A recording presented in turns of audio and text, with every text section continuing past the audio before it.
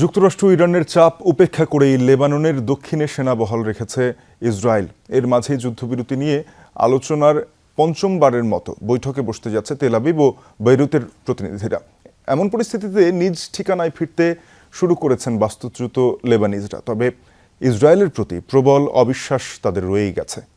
বিজলি কেবলসের skin coated insulation আগুন প্রতিরোধী। বিজলি cables, নিরাপদ আজীবন।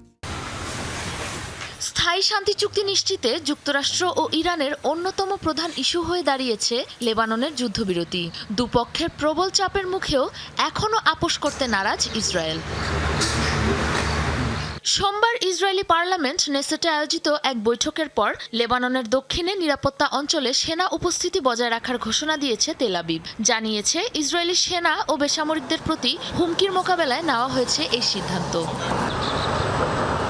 পরিস্থিতি শান্ত রাখতে যুক্তরাষ্ট্র ইরান বৈঠকের সিদ্ধান্ত অনুযায়ী যে ডিকনফ্লিকশন সেলের কথা বলা হয়েছে তার কার্যক্রম দ্রুত অগ্রসরের আহ্বান জানিয়েছে লেবাননের সরকার। সোমবার দীর্ঘ ফোনালাপে যুক্তরাষ্ট্র ও কাতারের সাথে এই বিষয়ে আলোচনা করেছেন প্রেসিডেন্ট জোসেফ আউন। মঙ্গলবার এ বিষয়ে বিস্তারিত আলোচনায় যুক্তরাষ্ট্রের পঞ্চমবারের মতো বৈঠক হচ্ছে তেল আবিব বৈরুতের প্রতিনিধিদের মধ্যে। এদিকে আবারও লেবানন থেকে ইসরায়েলি সেনাবাহিনীর সম্পূর্ণ প্রত্যাহারের জোর দাবি জানিয়েছে সশস্ত্র গোষ্ঠী হিজবুল্লাহ।